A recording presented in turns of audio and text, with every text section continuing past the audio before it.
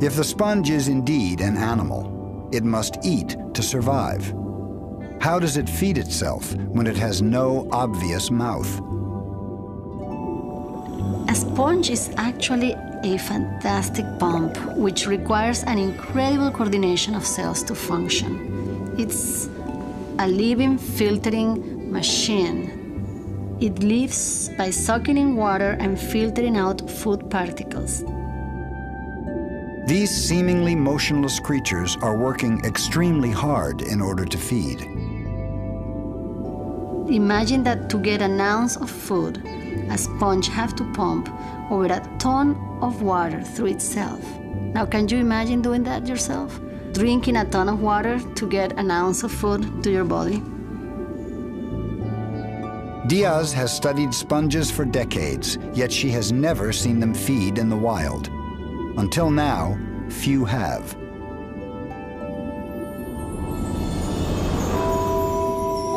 To make the invisible visible, Diaz injects a harmless colored dye into the water near the body of a sponge.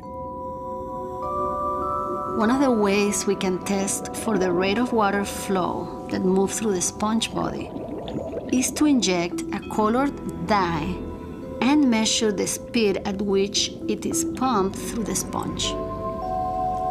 Actually, for me, this is the first time I've done this, and I've been really looking forward to the opportunity for years. And I'm so excited to try this experiment. When I start seeing the color dye coming out of the sponge in less than 2 seconds from when it was applied, I could not believe my eyes. This steady and strong continuous flow of water continuously coming out of the sponge was an incredible realization of the dynamic existence of this organism.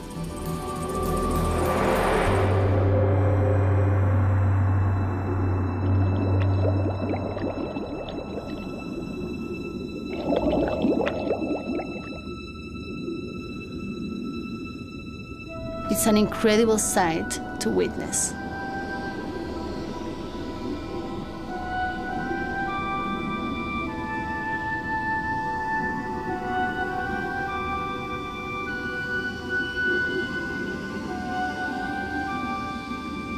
These ghostly exhalations are proof that the sponge is actively pumping.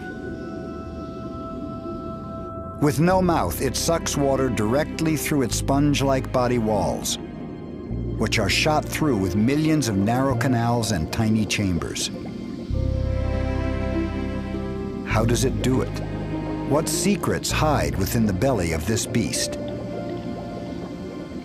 The best way to find out is to enter one of the many portals into the sponge's secret inner world.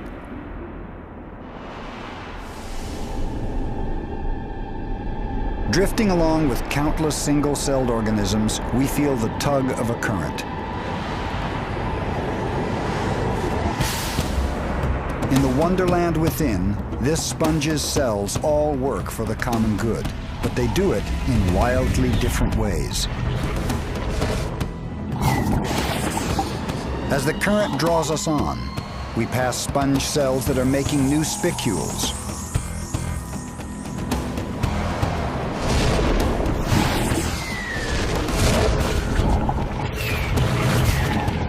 The walls themselves are treacherous. They can simply engulf their unfortunate prey.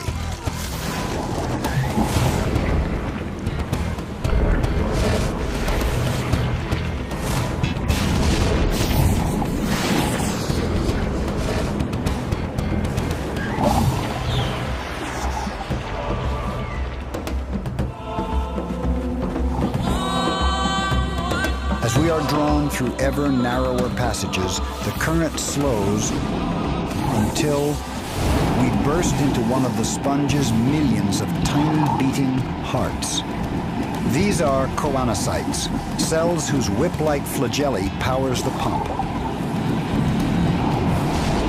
The flow quickens again as it whisks us away through the labyrinth of canals that lead out into the sponge's central cavity.